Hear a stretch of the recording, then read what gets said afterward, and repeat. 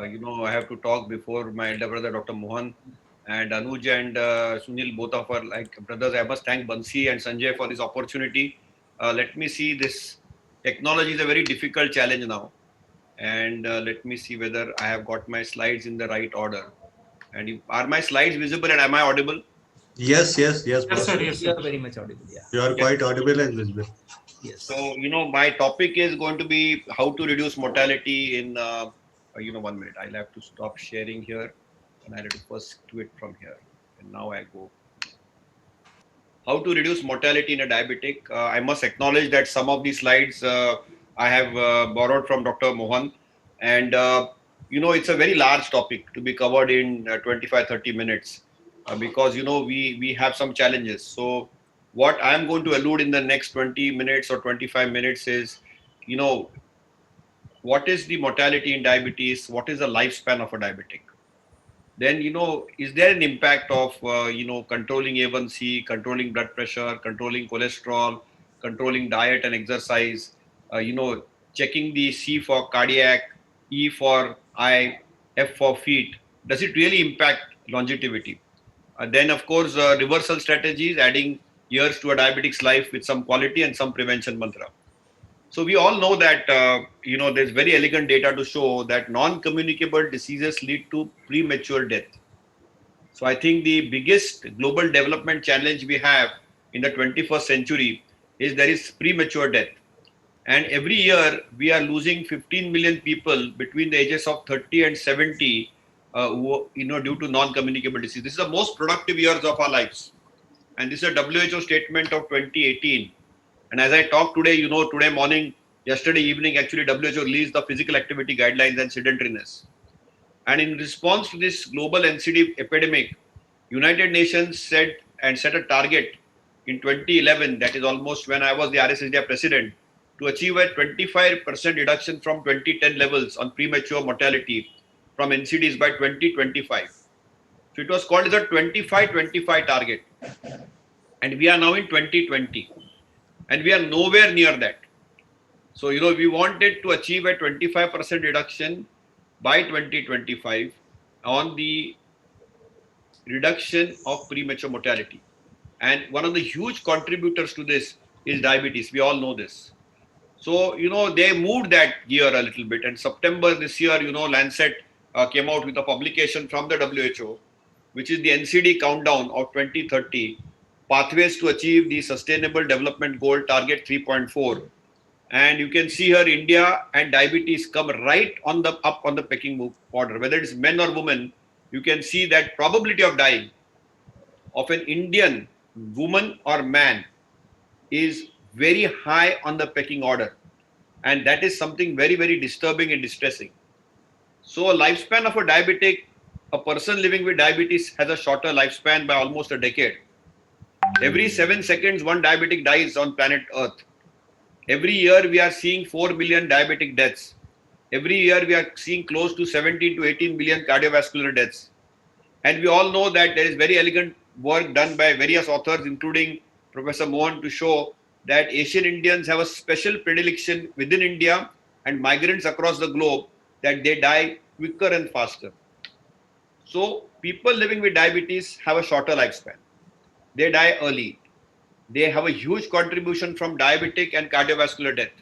And we as Asian Indians, whether we live in a village, we migrate to a town, from a town we migrate to a larger town or a city, or we migrate any part of planet Earth, and you can go to any part of planet Earth from North Pole to South Pole, you will always see an Indian migrate there.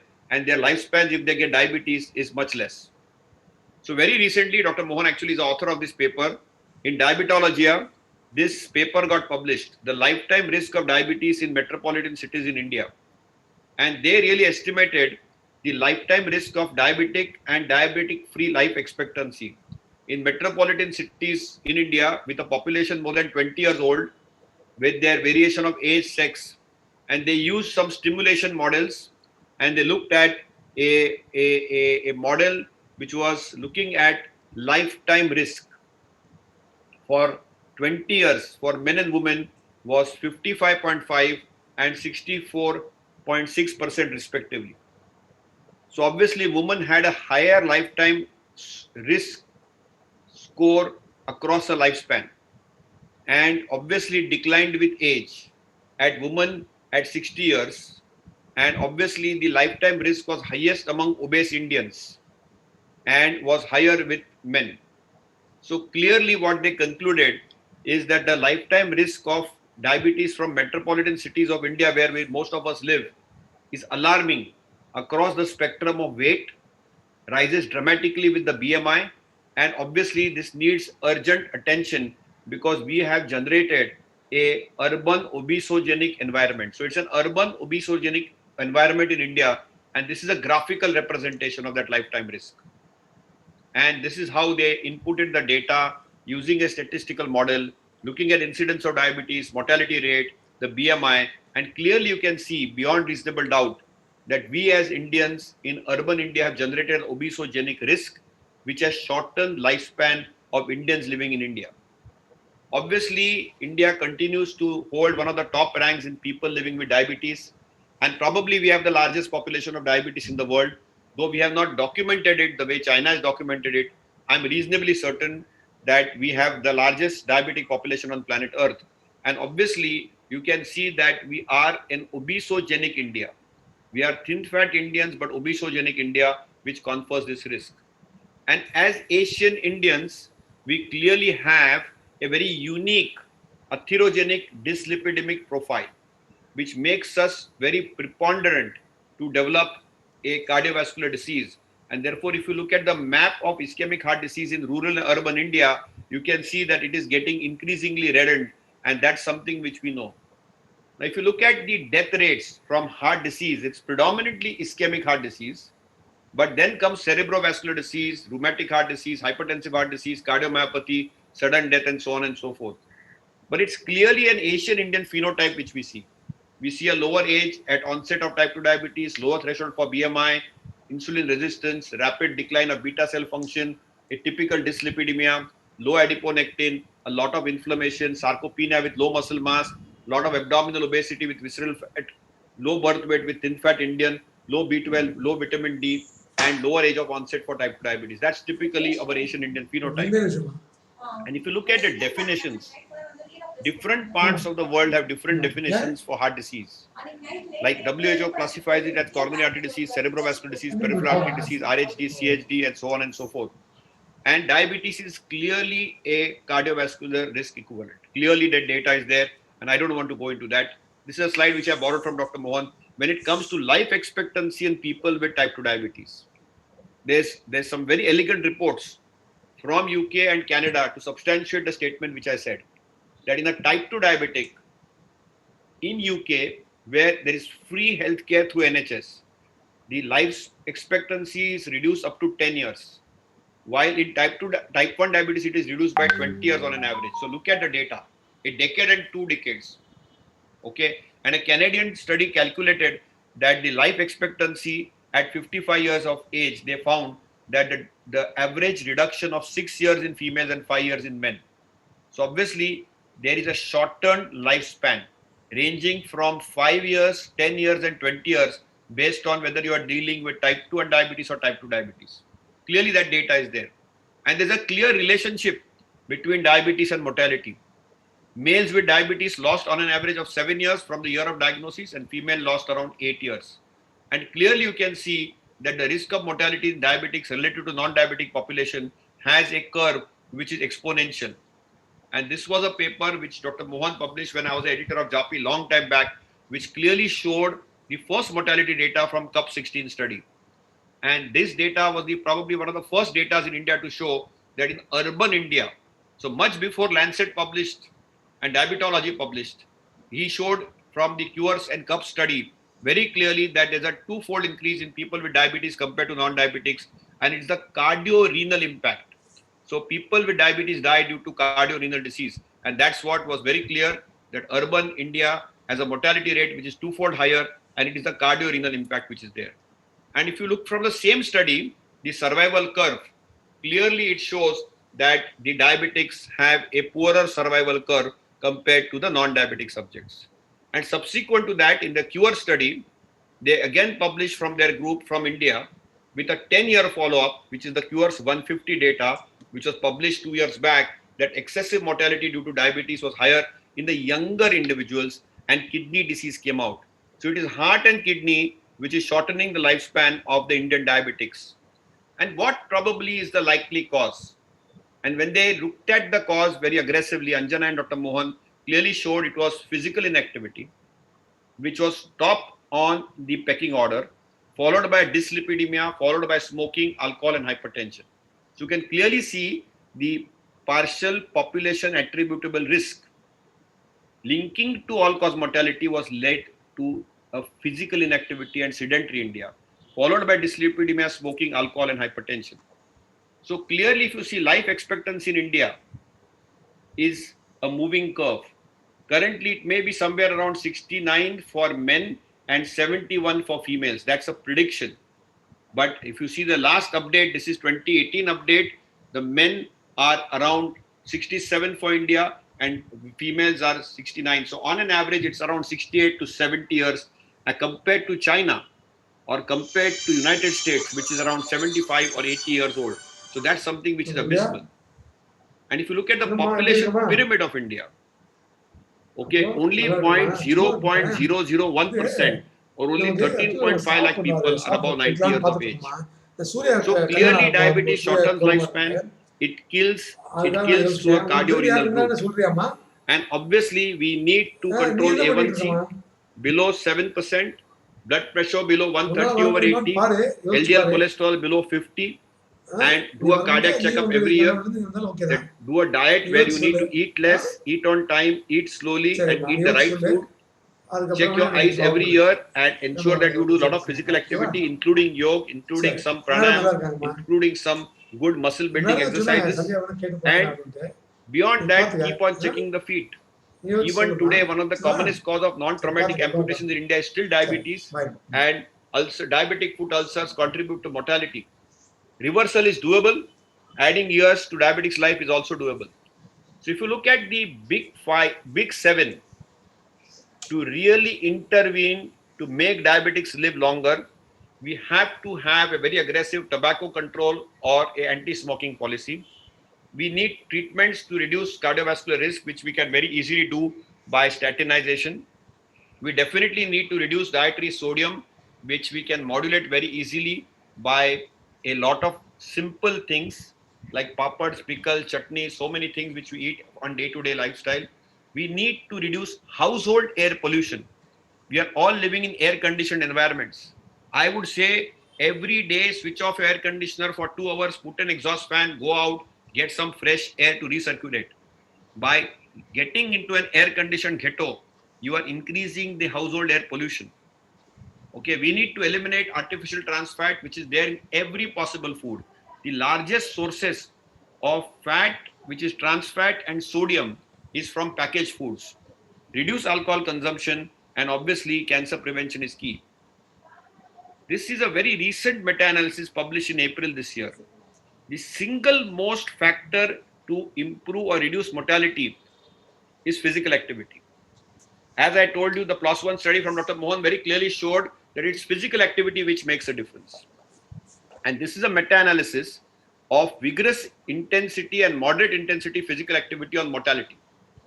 And this is actually a meta-analysis of 3 large databases. And they included people who had moderate intensity and vigorous intensity exercises and directly looked at the relationship of all-cause and cause-specific mortality. And clearly from various studies, they concluded that both vigorous and moderate intensity physical activity reduce all-cause mortality to the same extent. So clearly it is physical activity, physical activity, physical activity. I'm just spinning the thing here and talking of something else. We are not getting out in the air. We are not getting adequate sun exposure. This is a beautiful study from Scandinavia which has shown that there is a relationship between sun exposure and all-cause mortality.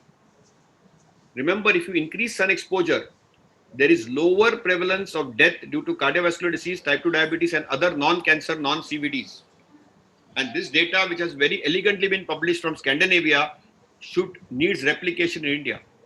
And knowledge regarding sun exposure and all-cause mortality is very clear-cut.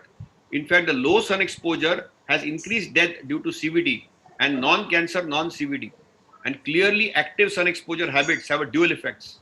Of course, they can, in the Caucasian population, increase skin cancer, but improve all-cause mortality. So remember that in a low solar intensity to high solar intensity, that's something which has to be done. Of course, everybody expected me to talk on drugs, but I don't think glucose control matters, but we have some drugs which change the impact.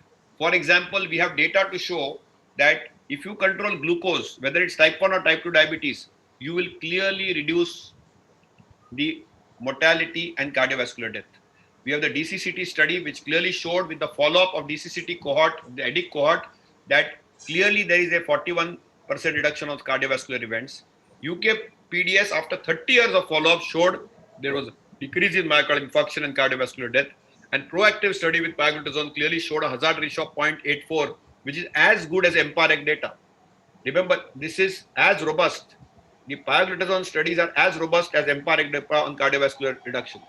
Clearly, obviously, US FDA mandated the hazard ratio for cardiovascular outcome trials. They had all these hazard ratios, which I don't want to get into. And we had this spate of trials of 3-point and 4-point MACE, starting from Savor, Timmy, Examine, TCOS, Carmelina, Canvas, Empiric, Declare. Clearly, it showed gliptins are neutral and SGLT2 inhibitors decrease mortality. Clear data. Okay, so that data was clear cut. GLP-1 analogs are no different. Okay, so clearly cardiovascular benefits are observed, and we know that some of these reduce hospitalizations for heart failure, some of them even reduce cardiovascular death. So obviously drugs matter, glucose control matters, and the cardio-renal prevention in an Indian context needs documentation by drugs like SGLT2 inhibitors and GLP-1 analogs, so that we can show that that twofold urban obesogenic environment which is there in the Indian population, can it be changed with the advent of a lot of GLP-1 and the SGLT2 inhibitors going to be available to a large population in India. So that's something which we need to document. Let me move my gear a little bit now on reversal. We all know the twin cycle hypothesis. We all know that Professor Roy Taylor published very elegantly that we eat too much. When we eat too much and there is a positive calorie balance, we have too much of liver fat. With pre-existing muscle insulin resistance, we activate a liver cycle where you get clearly a hyperglycemic state, and that leads to a lot of triglycerides and triglyceride-rich lipoprotein entering the islets. And those islet triglyceridemia clearly leads to a pancreatic fatty pancreas, a pancreatic cycle, and leads to a prandial glucose hike. So clearly, if you spin a fatty pancreas, fatty liver cycle, you get a classical example. Then all you need to do is correct the energy balance by reducing the calories, by having a nutritionally balanced diet, by reducing it for overweight population. And clearly we know the same construct was shown by Poris et al. Almost 25 years back, where they did a bariatric surgery like a biliary pancreatic diversion, and they were able to reverse diabetes. So obviously Professor Roy Taylor showed it by VLCD, by very low caloric, by creating a reduced caloric deficit. Dr. Taylor showed body weight comes down, glucose comes down, and the liver fat and the insulin action improves. So clearly we have data now in a randomized cluster fashion called the direct trial, where diabetes reversal is a very, very doable program. And we all know that this is doable. You can remit type 2 diabetes, but it's a very unrealistic target, because getting these values of 50% are not easy. All they did is they did meal replacement with low calorie diet, negative calories, depleted pancreatic and liver fat, and reversed diabetes. And they reversed the full biochemistry and biomarkers, whether it's GLP-1, GIP, insulin, gastric emptying, and so on and so forth. Who responded better? Younger people responded better. Shorter duration of diabetes responded better. So natural history of type 2 diabetes can be reversed. That's something which is very doable. But metabolism is very complex. And we know increasingly that every type 2 diabetic is different. And there's a lot of heterogeneity in type 2 diabetes. There are so many clusters. Professor Mohan recently described a big cluster event. And I'm certain that a lot more clusters will be described now. And obviously, when you simplify this and make it complex, we know that it is different for each individual. And with each individual, over a period of time, it becomes different and it becomes intractable. So obviously, can we allow technology to learn our metabolism, look at cause and effect and predict outcomes, and look at precision treatment for chronic diseases? Can we pick up signals, pick up, look at mental health, look at treatment issues like SGLT2 and GLP-1s, and can we change a biology of a human being by reversing it by precision nutrition, adequate sleep and activity, by precision medicine like SGLT2 inhibitors or GLP-1 analogs, and precise insights by keeping the person happy? If we are able to do a precise nutrition, precise medicine, use technology and human beings, and have a perfect interface and create a precision twin, we can make a difference. This is a very, very old slide published in the Lancet in 1973 by late Professor Franz Halberg and Germain Conselian.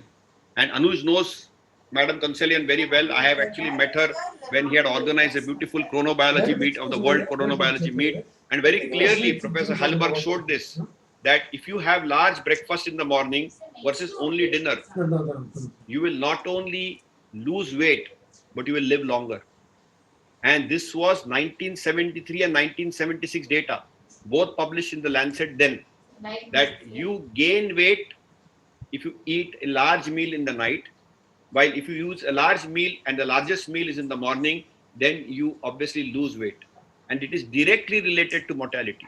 First, Professor Halberg's group did chronobiological experiment in animals, and then they replicated the studies in human beings, and they were able to show this way back in the 70s, early 70s. Of course, Professor Halberg passed away. Otherwise, he could have been one of the nominees. And we know there's a Halberg Center of Chronobiology Research at University of Minnesota at St. Paul's now.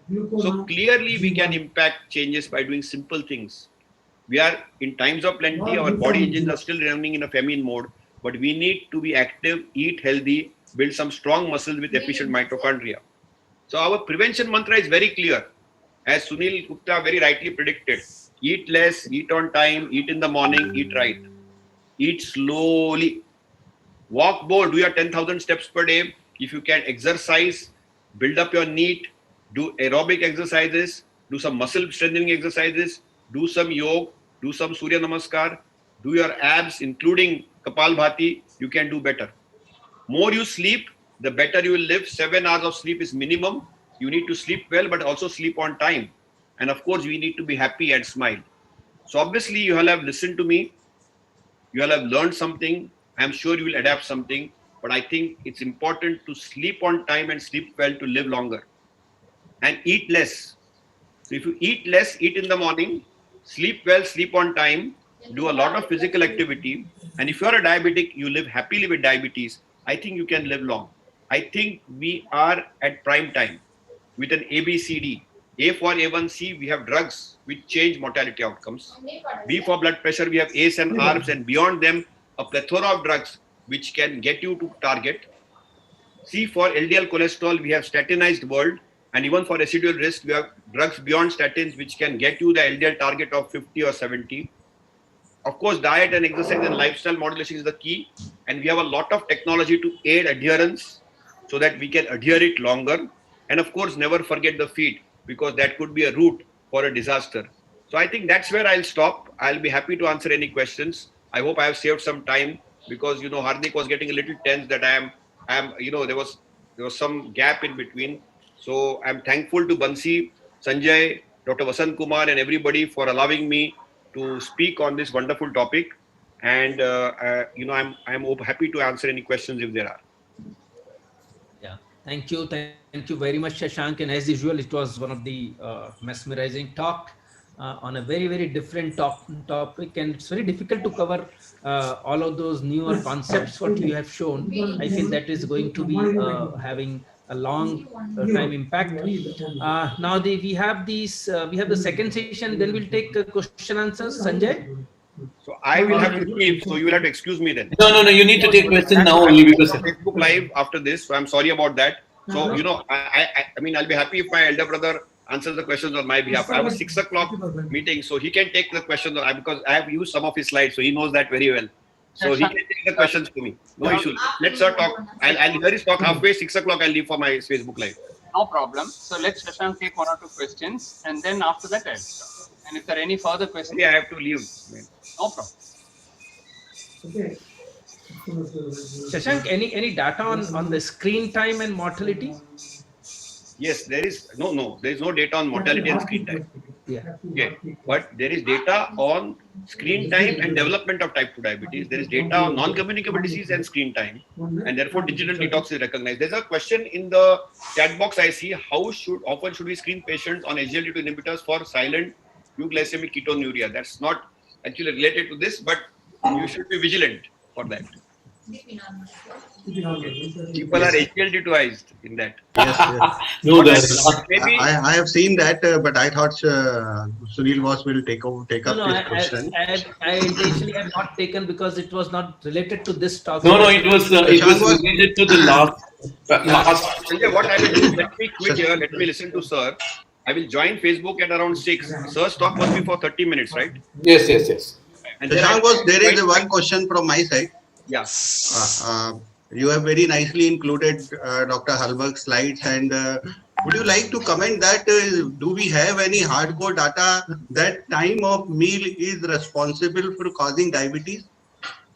That's the data he published. And he published in Yes. 73 and 76, both in animals and in human beings. And Yeah. he did actually an RCT then and published in the Lancet then, 73, 76. That's the slide I showed you as an integrated slide. But Yes, yes, yes.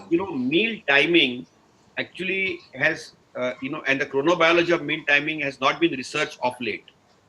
Okay, only thing I think from Professor Halberg I learned is adequate sleep is important, eating on time is important, eating slowly is important, and probably morning there is a cortisol axis to it. So larger meal, because you are physically active during the day, you need a larger meal and you can burn it better. While a smaller meal at night, when you're going to be less active, is more physiological. So from a physiological standpoint, it makes logical sense. But maybe Dr. Mohan can answer if there is any data now. But currently, I don't think there is any current data in the last decade on this area. I don't think hard data, but there is some evidence that the liver fat increases if you the later you eat. So when people eat at 6, 7 o'clock, it seems to be much better. The deposition of triglycerides, hepatic triglycerides, seems to be more the later you eat. So if you eat at 9, 10, 11, there is some evidence. We have some evidence from the pure study. I don't know if it's published or it's in press. One of these days it will be out, showing that the sleep timing definitely is related to mortality. The number of sleep hours, exactly as Shashank you said, 7 hours is exactly which came out. Anything less than 6 is bad, but anything more than 8 is also bad, because that means there's some health problem which is making you sleep as an adult. You have to sleep for 10 hours, 11 hours. First of all, your sedentariness increases. Secondly, there is some health problem, which is why people sleep more. You need more than 8, 9, 10 hours. There's something wrong. So that is also related to mortality, whereas the 6 to 8 hours seem to work very well. And the time of sleep also seem to matter. Between 10 to 12 midnight seem to be the best. People who sleep off at 8 o'clock, 9 o'clock, also they didn't do well. Of course, after midnight, there was a steep increase in mortality. That is what we should. Between 10 to 11, you make the maximum interleukin 8 and 10, which is supposed to be anti-COVID. So, also you have the anti-inflammatory cytokines release. So sleep from 10 to, say, 7, but that may be too much. So probably 7 hours you add, and that's what you need. 10 to 5. Yeah, 10 to 5 is supposed to be the most ideal time. And, if you do 9 to 4, that's what most people did, in the traditional Indian way. And that's how the biological clock is set. And so between 9 to 4 for our, so it also depends on latitude and longitude. And actually, if you see for our hemisphere, so may not be for Anuj, but maybe for, Dr. Mohan, me, you, Dr. Sanjay Reddy, and probably the 9 to 4 may be more appropriate. But once you cross the equatorial line, maybe for Anuj in Lucknow, it may be 10 to this thing. Unfortunately, we are not doing that. We are up all the time. So that's a challenge. But what I'll do is, sir, I'll try to join you after the talk. What I will do is I'll start the talk. We have 2 people on the show, and I'll come back again. Okay. Okay. Thank you, sir. Okay. Thank you. So, Dr. Sunil, can I introduce Dr. Mohan? Yeah, Shashank, thank you very much once again. Thank you, Bansi. Thank you, Sanjay. Thank you, Dr. Vasant Kumar and everyone. Of course, I'm there, but Shashank, just to share one statement, that it is our traditional, our ancestors. My father is now 84, 85 now. You met him earlier, and he still goes up to sleep at around 9:30. Quarter to 9, he'll go to the bed, and by 9:30 you enter his room, he'll be all in deep sleep. Morning you can see the clock. It's 5 o'clock or quarter to 5, he'll be awake. So this lifestyle is being maintained almost since now 50, 55, 60 years. So I feel that I agree with matters. you, which is why the longevity is longer. Most of them have died, after And died he from does sleep not have disorders, diabetes touch foot. and most of them have been free for diabetes. Yeah, neither hypertension, despite having little obesity. So I feel with this note, I hand over this mic to Anuj now. And thank you, Sanjay, and thank you, Bansi Bhai. Yeah, but Dr. Sunil, you have to be with me. Yeah, I'm there. I need your support all the time. So, would like to be very happy introduce Dr. V. Mohan, who has been mentor for all of us, athletes in practicing in India and teaching in India. Dr. Mohan does not need any introduction for this August audience, but for a courtesy, he is the chairman of Dr. Mohan's Diabetes Specialties Center. He is president Madras Diabetes Research Foundation. He has been president of the RSSDI also. He has been main research interest and epidemiology for the diabetes and its complications, genomics of the diabetes, fibrocalculus, conferred fellowship from number of colleges, Royal Colleges of Physicians. Almost all Royal Colleges of Physicians has felicitated with the fellowship. He has been fellow of the Indian National Science Academy, received over 180 awards, including Dr. B.C. Roy National Council of India and B.R. Ambedkar Centenary Award for the excellence in biomedical research from the ICMR. Highest award, which is the highest award for the biomedical research in India. In 2018, he received Dr. Harold Rifkin Award from the American Diabetes Association, and he is the first Indian to receive this award. Recently, he has conferred the fellowship of the Royal Society of the Edinburgh from the Royal Society of the Edinburgh. Published over 1,320 papers in peer-reviewed journals, including 860 original articles, 300 review articles, and invited editorial and 160 chapters to textbook on diabetes and internal medicine. His work has received over 1,32,000 citations. I'm sorry, and has IH index of 133. I almost unassumable, and he is really a gem of the Indian as well as a gem of the personality, and he is actually an asset for this country. So over to Dr. V. Mohan for your fantastic deliberation. We are looking forwards. Thank you, Anuj. Let me just get my slides and then I can get on. Okay, நல்லா இருக்கு. 200 கீழ வந்தாலே operate பண்ணிடலாம். நீங்க இது nickel நாளைக்கு வந்து letter கொடுத்துறேன் நான். Not yet. இன்னைக்கு வந்துருங்க நான் கொடுத்துறேன். வாங்க. Thank you. Where is that? I'm putting share screen. So it takes time. Even I had it. It's gone. Now it's up. Yes, now it is visible. Okay, very good. So thank you, Anuj. Thank you, Sunil, for the kind introduction. I'm very privileged to share this dais with Dr. Shashank Joshi, and I'm amazed how much we have in common, even between these two talks. I think Vanshi and team, Sanjay and team have put the right talks together, and I might admire them for doing that. Prabhat Agarwal, Sanjay Agarwal, and all those who are here. Thank you so much. Just one formal thank you slide because I may not get an opportunity for this brilliantly arranged conference. So many halls going on simultaneously, seamlessly.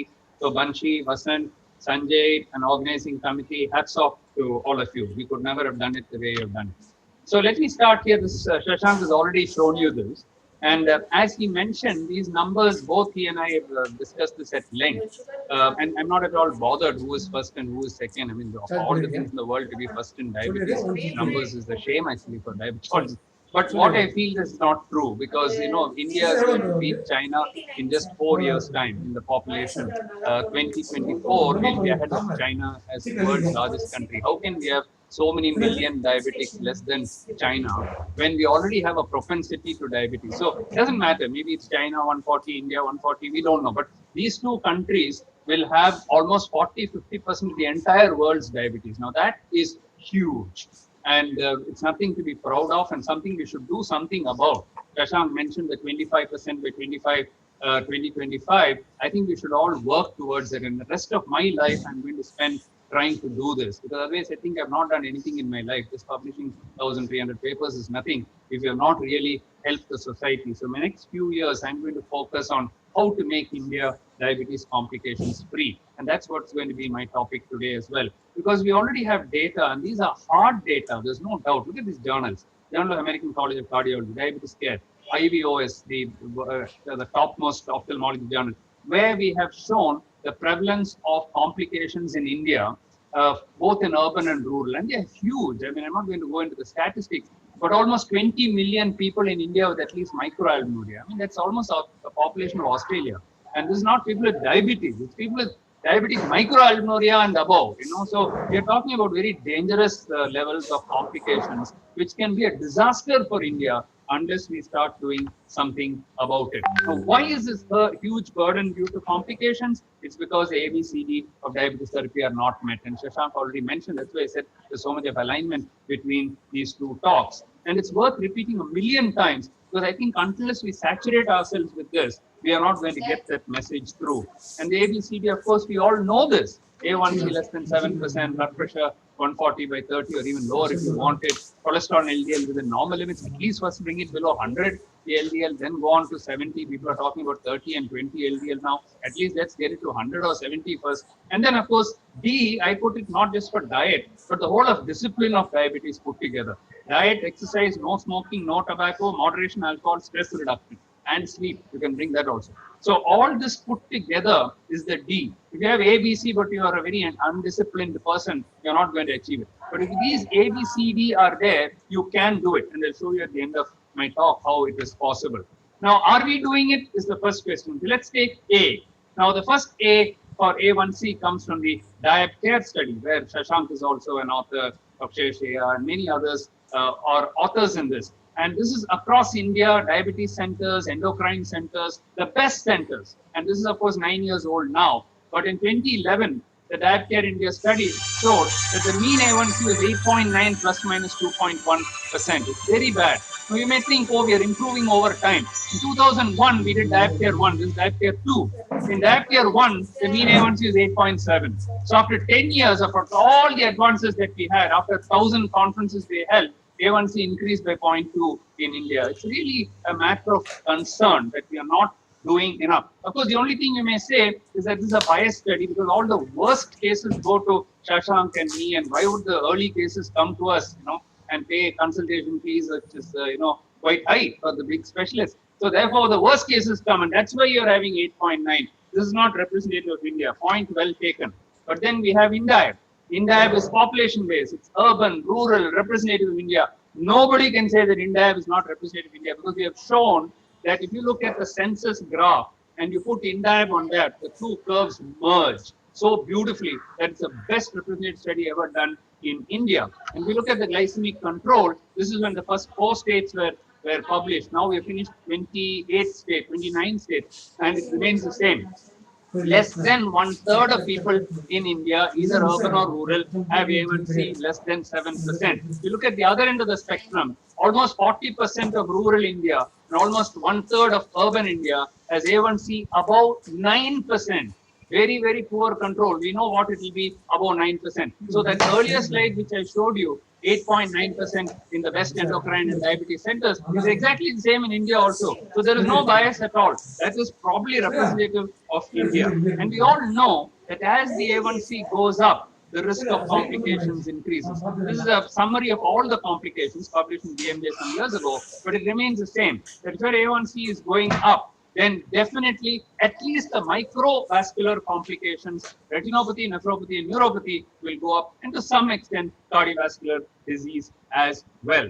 Now, what about the B, C, and D? Now, this is the first data on A, B, C, D, published, in my opinion. It was published 3 weeks ago in Diabetic Medicine. A very large study where we looked at the entire population of Chennai, the entire population of New Delhi, and the entire population of Karachi. So 3 cities in South Asia, one in the North India, one South India, and one in Pakistan. And there was no difference between the three. First of all, let me tell you, we are not doing better than Pakistan. Pakistan not doing better than us. Delhi is not doing better than Chennai. Chennai is not doing better than Delhi. But if you look at all the people across these large numbers of studies, 14,000, 20,000, and so on, only 7% are achieving ABCD. That is A1C less than 7, blood pressure 140 by 90, LDL less than 100, and D, we just took non-smoker, non-smoker, no tobacco use.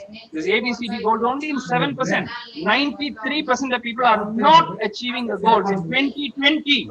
This is 2 weeks old data, 3 weeks old data. So we are not anywhere near satisfactory control. So how do we expect to prevent the complication? That's why I said the rest of my life, unless you improve this. When I die a few years ago, I don't know when I live and when I die, but suppose I still have only 7%. What have I done? As a diabetologist, what have I done? Nothing, zero.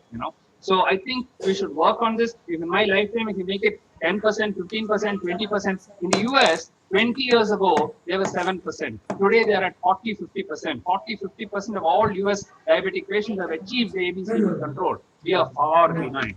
Okay? How to prevent complications? We really want to prevent complications.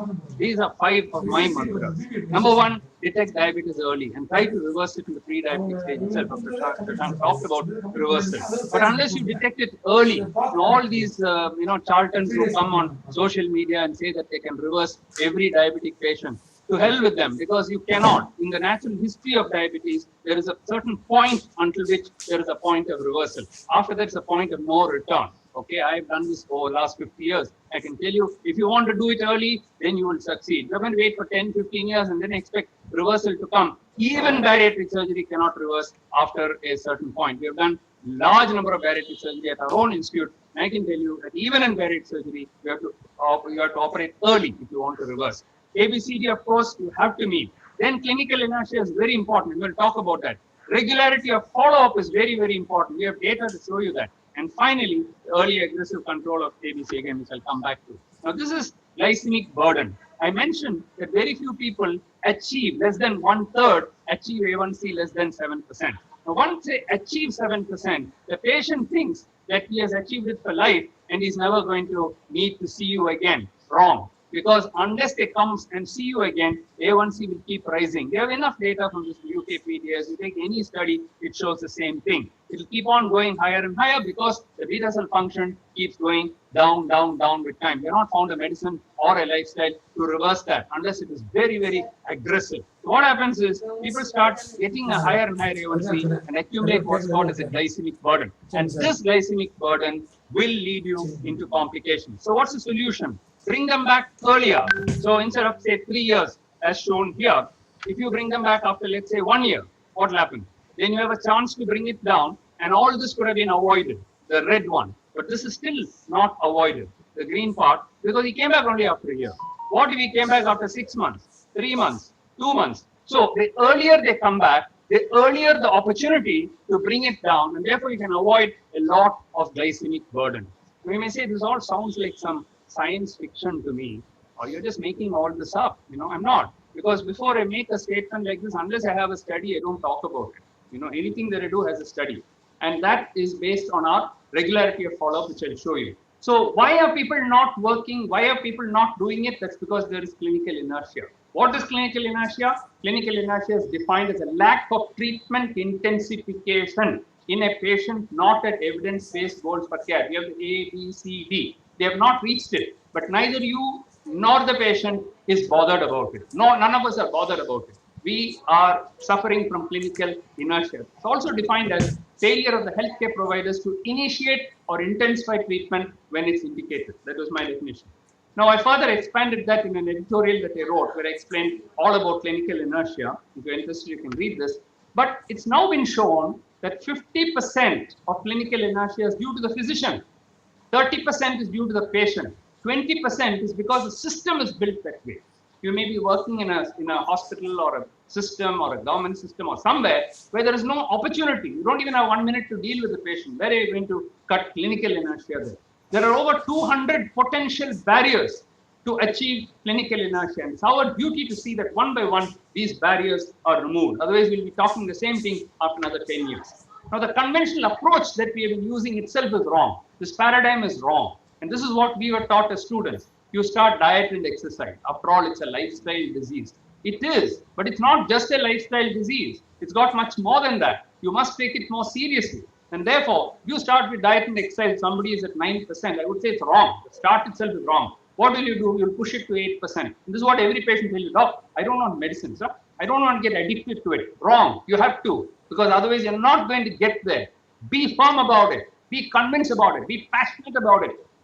Otherwise, you will just bring it down to 7.5. You think you've done a great job. Problem is, it will go out of control, out of control, out of control. And if we take an average, it will remain 8% or 9%. This is what we're seeing in India. I showed you the figures from INDAP as well as from the other study, that study. This is what is happening now. So what's the solution? Solution is to hit hard from the beginning. Early diagnosis, hit hard, bring it down so low that is much below 7%, 6.5, 6, even lower if possible in an early case youngster, so that when it goes up, it just goes to 7. And then again down, again down, again down, again down.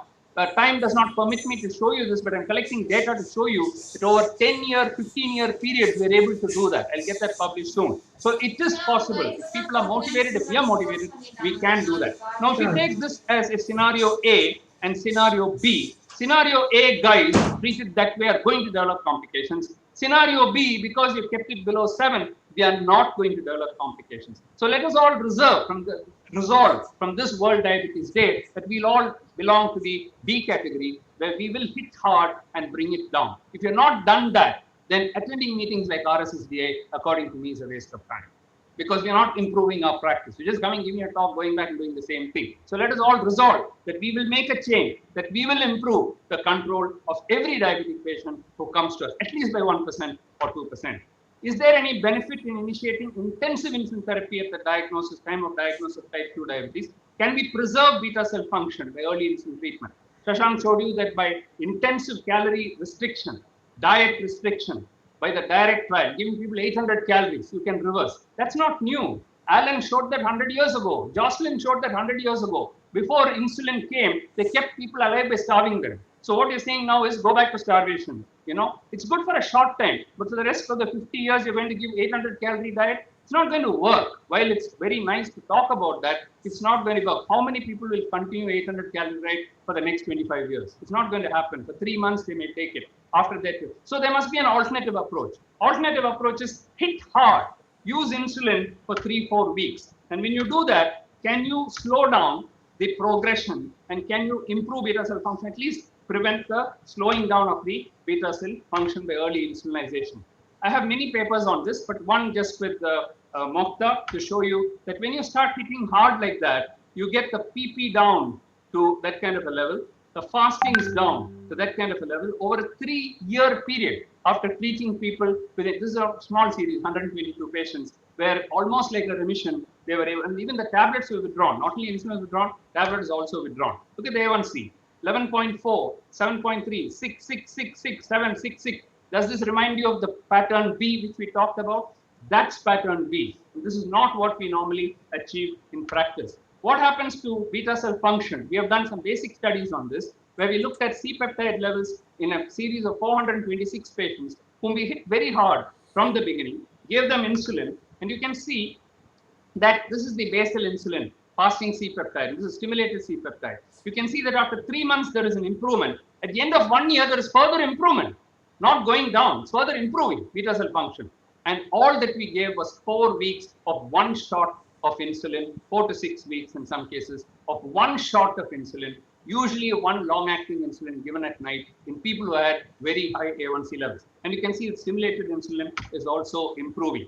Can we achieve this by early oral drug combination? Well, we have the Verify study, which shows that if you use double combination therapy, you can get the same result. And this is a commentary which we wrote 3-4 weeks ago on that. Is there proof that if we do all this, people can live long and healthy lives despite diabetes? We provided that proof. I think it's the world's first proof that we provided that type 2 diabetic patients can live for 40, 50, 60 or more years. And it was this paper which got me the Harold Rifkin Award. But what is the secret? What is the mantra? The mantra is better glycemic control, blood pressure control, and more favorable lipid control.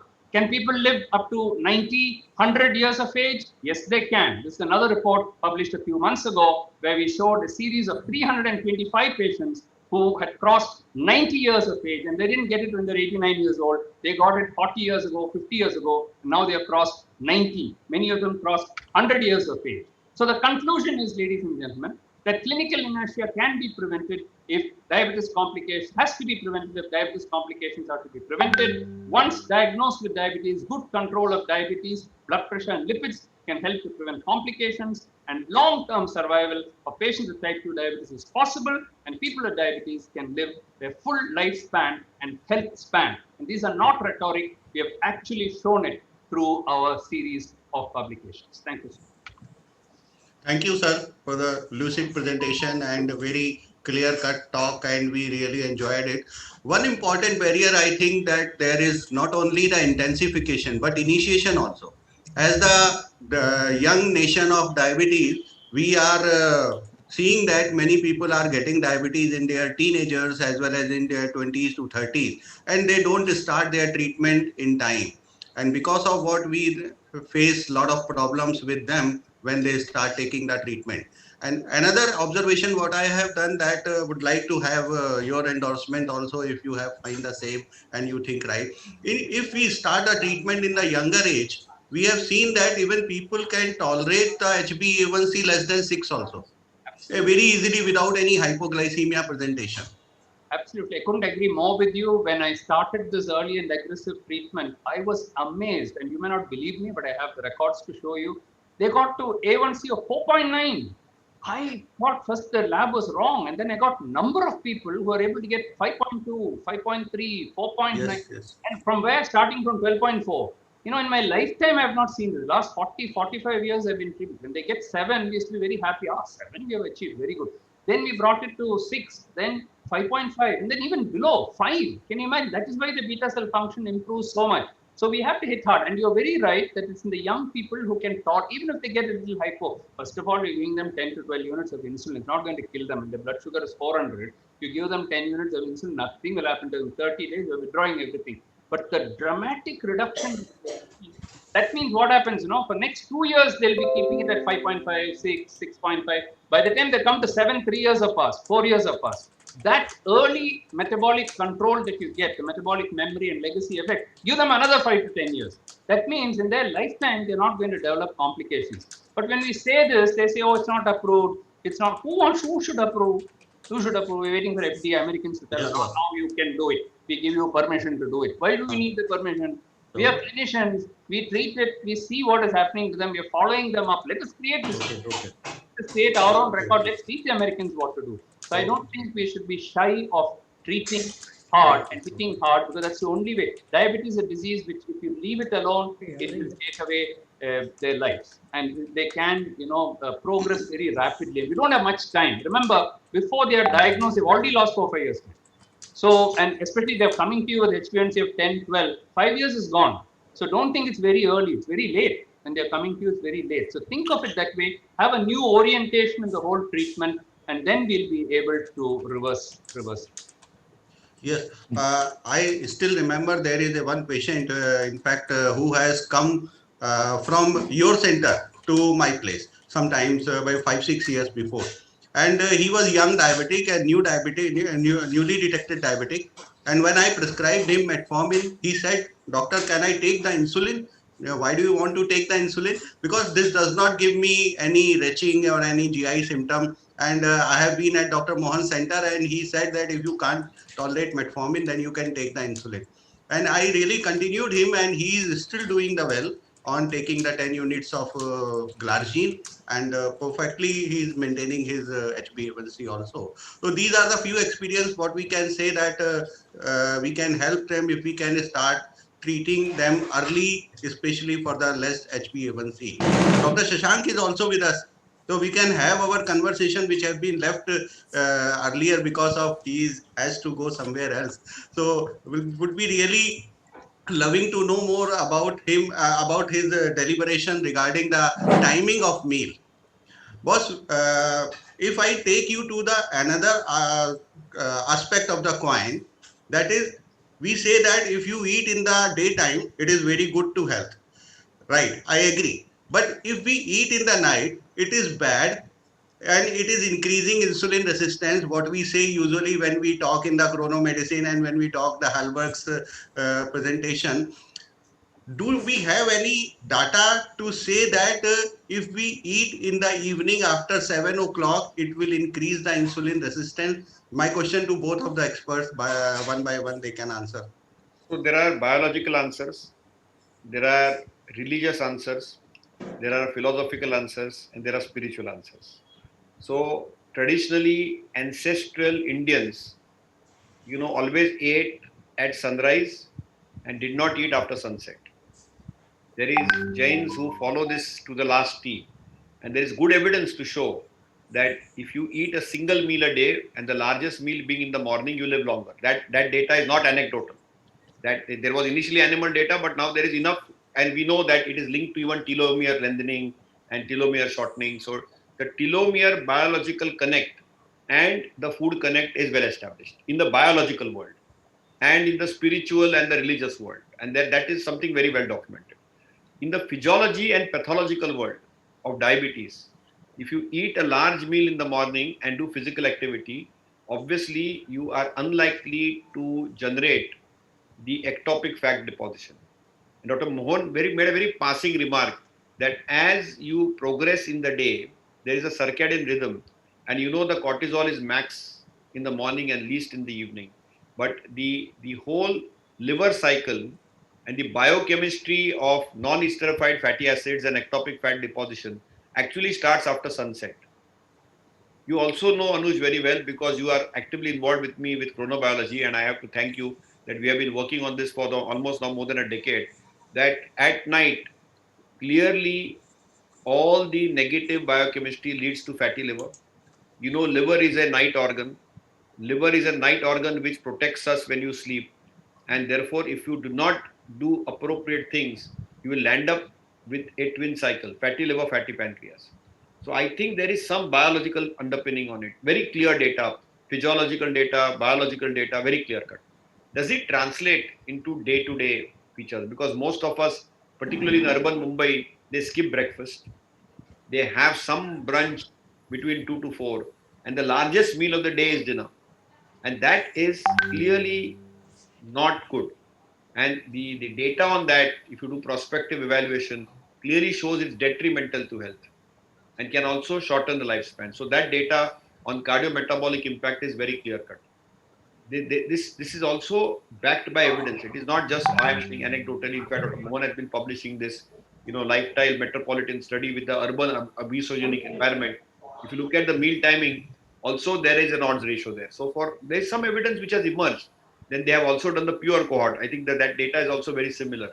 So I think, when you eat a large meal in the morning and you burn it, unfortunately, we have moved our economy from an agrarian economy to a digitalized screen economy. So now, and COVID has made it worse. So, it's likely that there could be a COVID tsunami of diabetes, which can actually make it worse because now we have become more sedentary. Our sedentariness time and screen time has increased.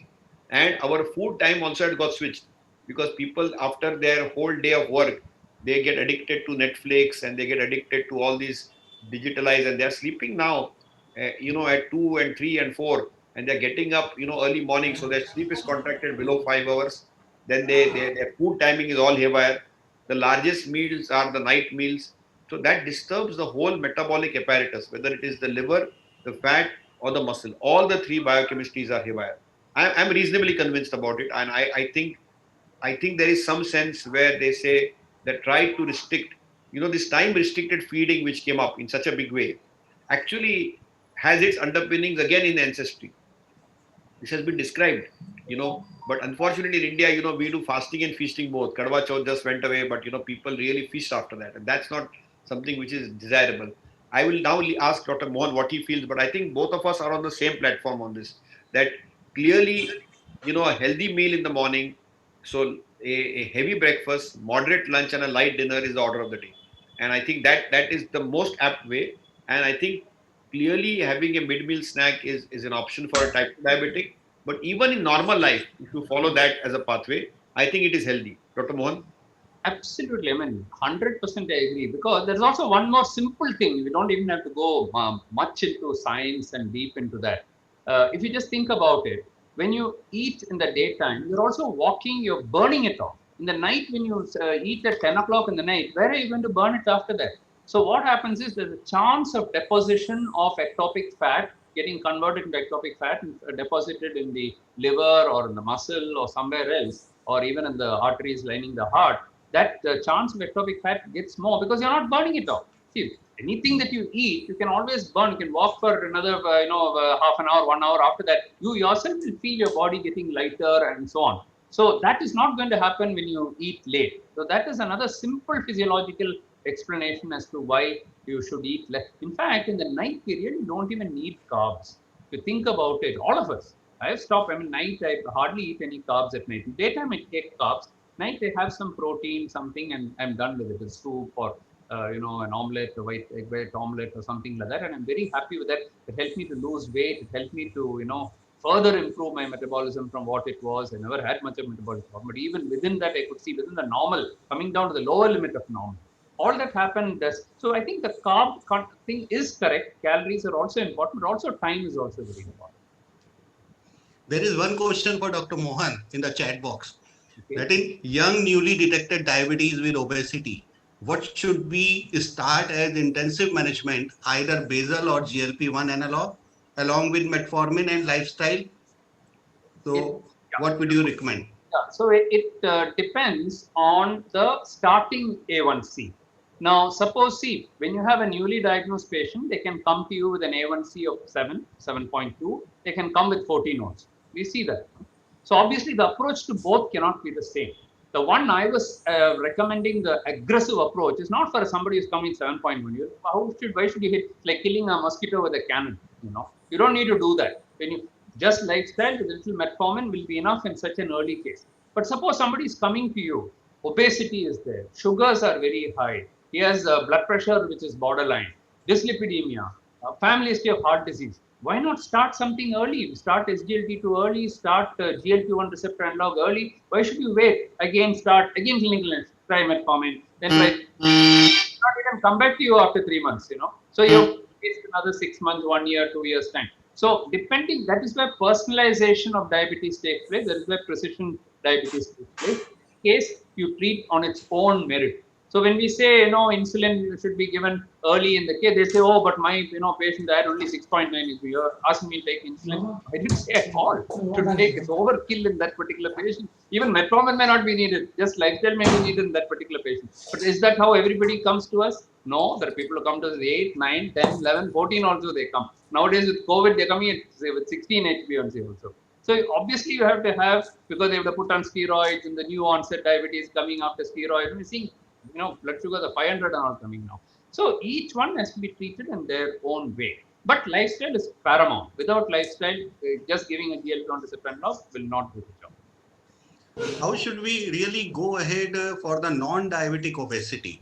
Because we really can have a lot of things for the diabetic obesity, but nowadays we are seeing that in youngsters, especially the teenagers, are coming up with the adolescents are coming up with the obesity. Do we really have something very good to fight with that kind of the obesity? Well, we do have GLPs which are now recommended for obesity also, and if it's really to be used, you can use that. Higher doses are used, 3 milligrams and so on, liraglutide. Sema may be a good alternative oral compound.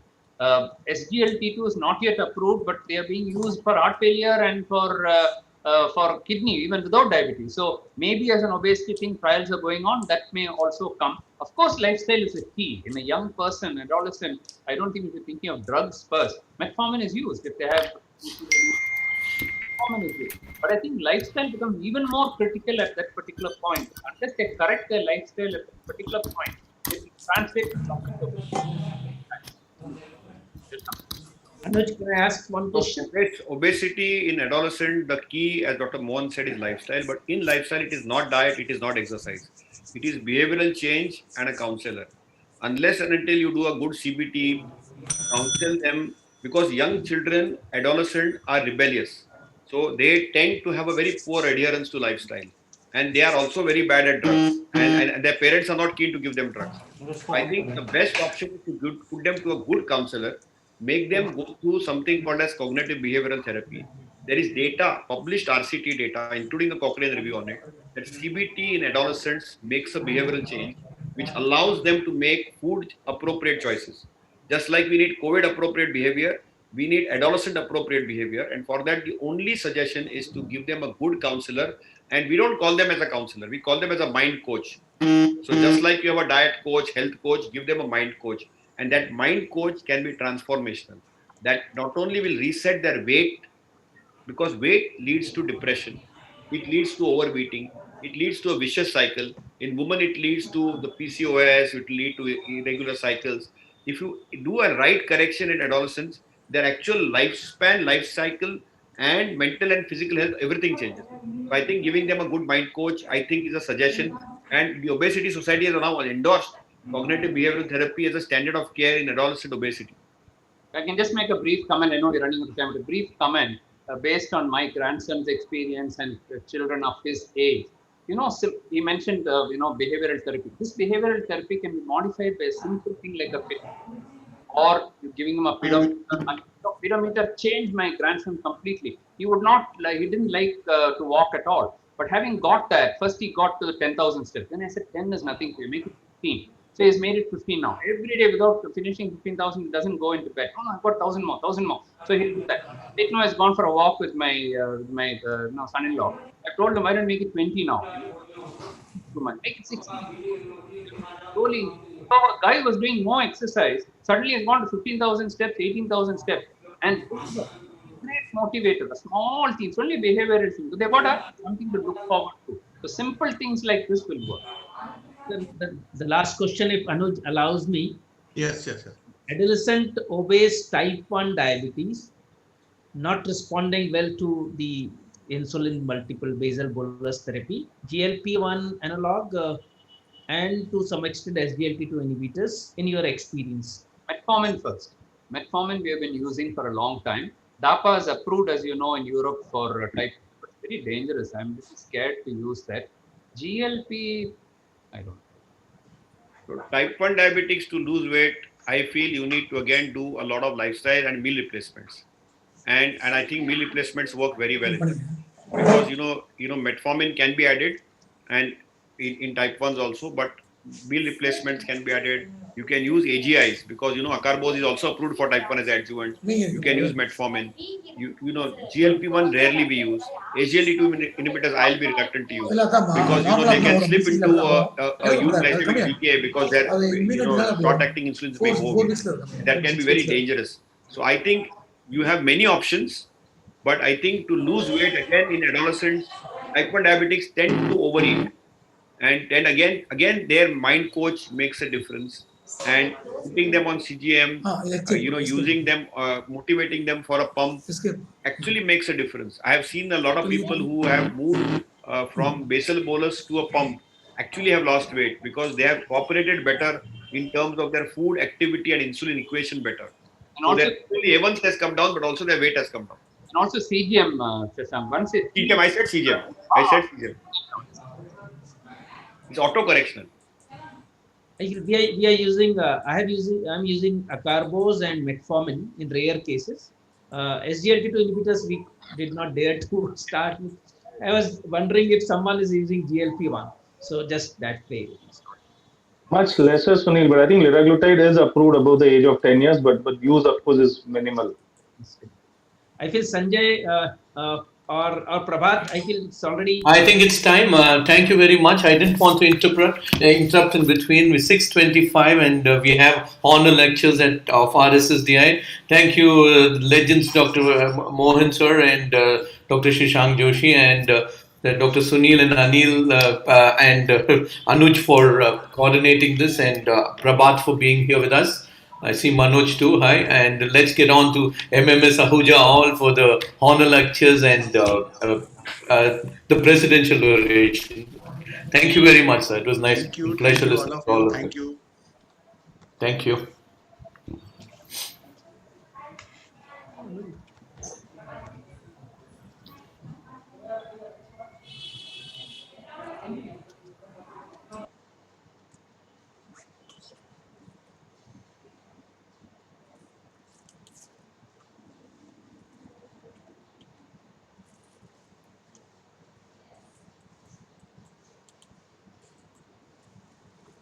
hard work. He's a clinical scientist with extensive experience in conducting clinical and population research in diabetes. And he basically is a clinical endocrinologist and the chief of endocrinology at the Emory University and Grady Hospital.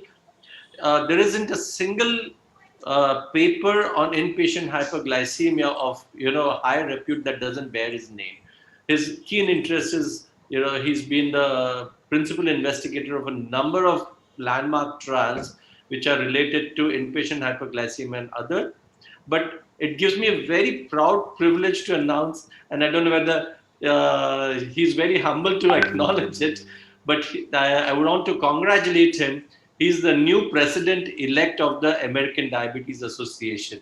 So congratulations. It was just announced recently, and he told me about it just about a couple of days back. So congratulations to you, Guillermo, for being announced as the president-elect of the ADA.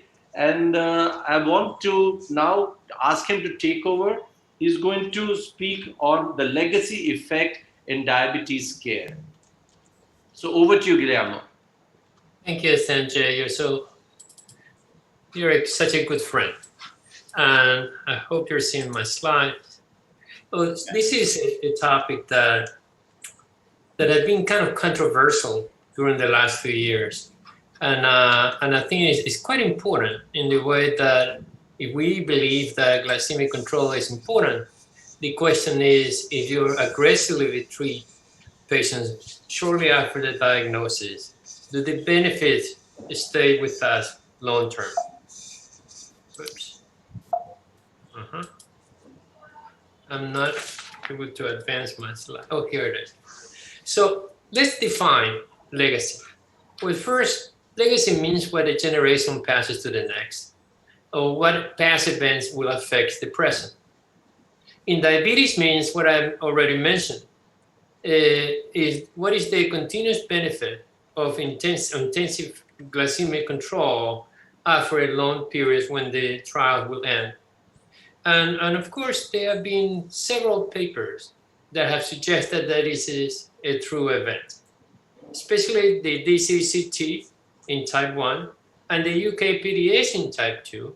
There is also evidence from lipid lowering trials and blood pressure lowering trials. Today, I will concentrate just on the glycemic effects. So the diabetes complication and control trials, some of you may remember, involve 1,441 patients with type 1 diabetes. And they have a conventional therapy.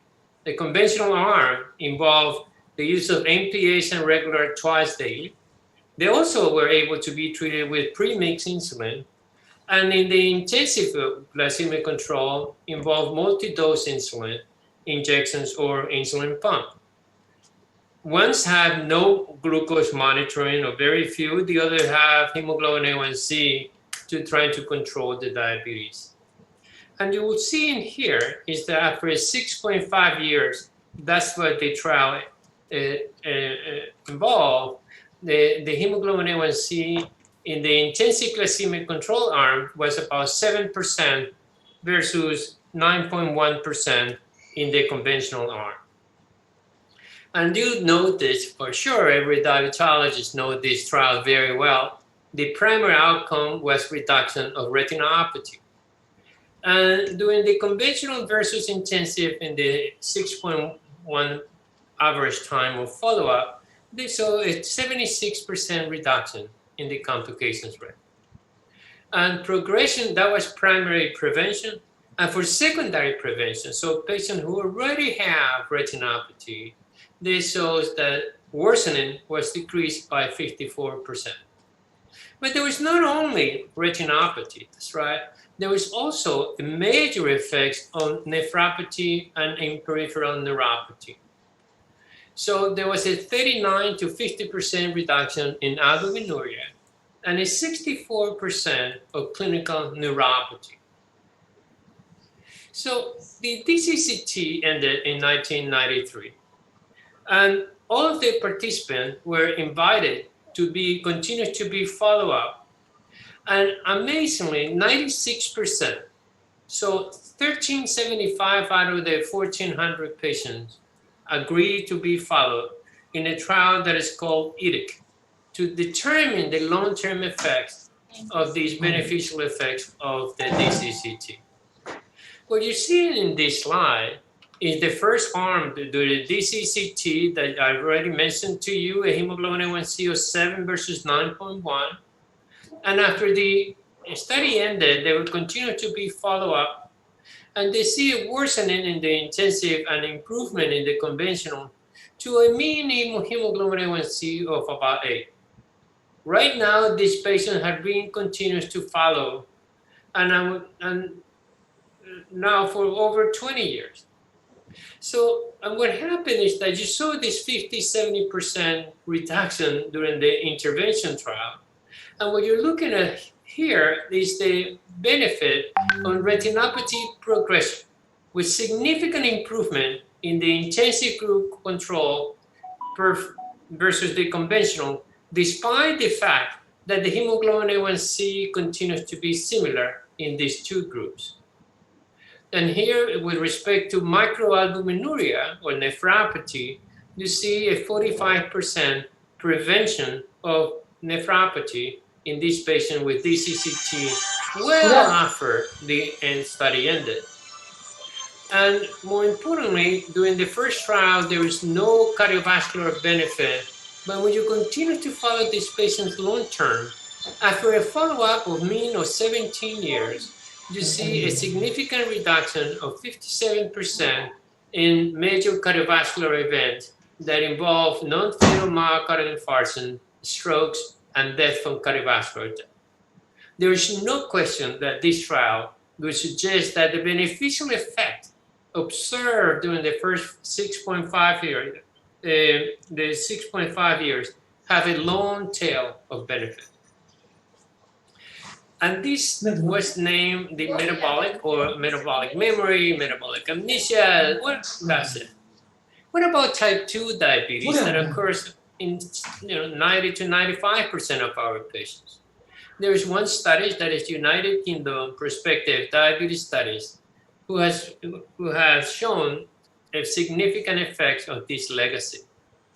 These studies involve almost 4,000 patients with type 2 diabetes, and they were randomized to intensive glycemic control, aiming a fasting blood glucose less than 108 milligrams or 6 millimole versus a loose control that was allowed patients to have a fasting blood glucose up to 250 milligrams. This study was done in the late 80s and 90s. So at that time, we didn't have many of the medications that we have today. And patients were treated with insulin therapy. They were treated with metformin and sulfonylureas. So what are the long-term benefits? Well, first, let me show you the hemoglobin A1C of these patients. And you see that during the first few months, a few years, there were significant reductions of greater than 1 to 1.5% in hemoglobin A1C. And what we have learned now is that with time, both groups will lose some of the effects. But this difference in hemoglobin A1C with the primary outcome was a composite of diabetes-related death, non-fatal acute myocardial infarction, heart failure, non-fatal strokes, amputations, renal failure, retinal photocoagulations, and cataract surgery. And there was a 36% reduction between the intensive versus conventional. The 12% reduction. But the most important benefit was done in microvascular complications. Here you have with microvascular complications that involve renal failure, photocoagulation, retinopathy, a 25% reduction with intensive control. After the UK PDS ended in 1977, patients were able to invited to be followed up, and they were seen for the next 10 years. And they have 10 years post-monitoring in about 3,200 patients. And they were seen yearly on this exam to make sure that to assess for complications.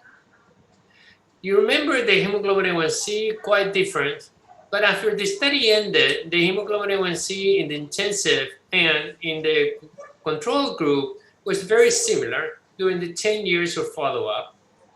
And despite that the hemoglobin A1C was not different, so the legacy effect is demonstrated in here.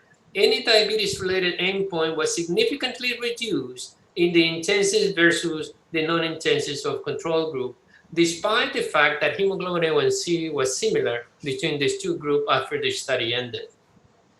Most importantly, look at here in the right upper quadrant, the microvascular complication was significantly reduced in this group of patients, similarly myocardial infarction, and even death from any cause. And more importantly, the major cardiovascular event and myocardial infarction was significantly reduced in this patient with the intensive control. In this table, I have summarized, to the left is 1997, and to the extreme right, the 2007, 10 years later.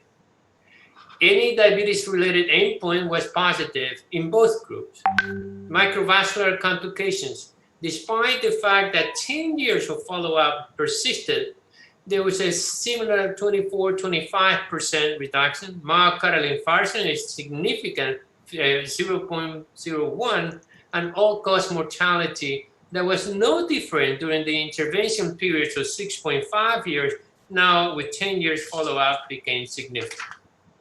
This will suggest these legacy effects where you see that with the diagnosis after 10 years, you see a significant benefit of the initial diabetes control.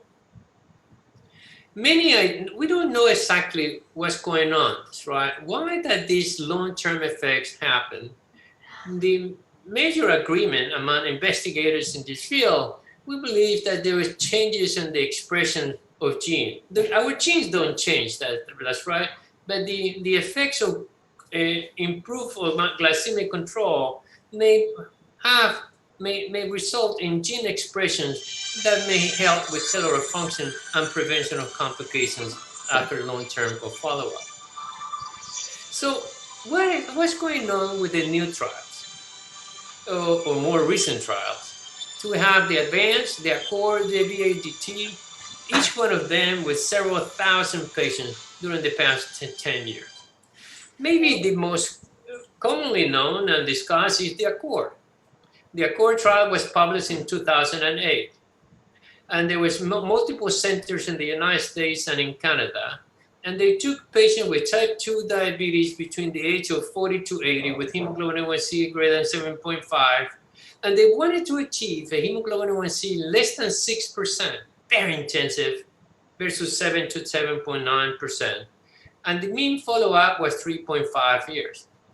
Here you have to the left, the changes in hemoglobin A1C, very well differentiated. And here the primary outcome on non-fatal myocardial infarction, non-fatal strokes and death, it was better for cardiovascular death, was significantly improved in the Accord. However,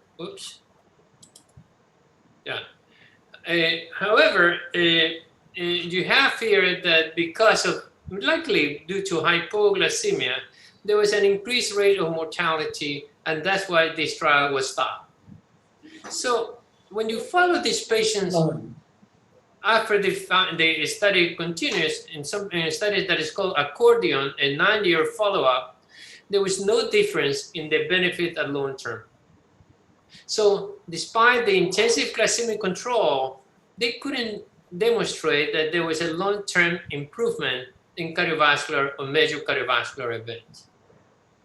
A second trial that I mentioned is called the Advanced. That's right, it was only done in Australia and New Zealand, and one center in the United States, and there was a couple of centers in Canada. They took patients in type 2 diabetes over the age of 65, and they were treated mostly with sulfonylureas with glycoside to achieve hemoglobin A1C less than 6.5. The mean follow-up was 5 years. Here to the left are the hemoglobin A1C levels, and to the right, the major cardiovascular and macrovascular events, which were significant. So intensive glycemic control in this group of patients for 5 years significantly reduced, especially microvascular events. After the study ended, patients were continued to be followed up, and the report of the advance on 6 years post-trial failed to demonstrate any beneficial effects on any of the outcomes on death, macrovascular complications, or microvascular events. So this study, although the follow-up was just 6 years, did not show the long-term legacy effect. Finally, VADT, the Veterans Affairs Diabetes Trial, that was not as large as the previous one that involved over 10,000 patients. The studies just have 17, close to 1,800 patients. And they took VA, Veteran Administration, so military veterans, during an intervention trying to have 1.5% difference between the intensive and the non-intensive or control group.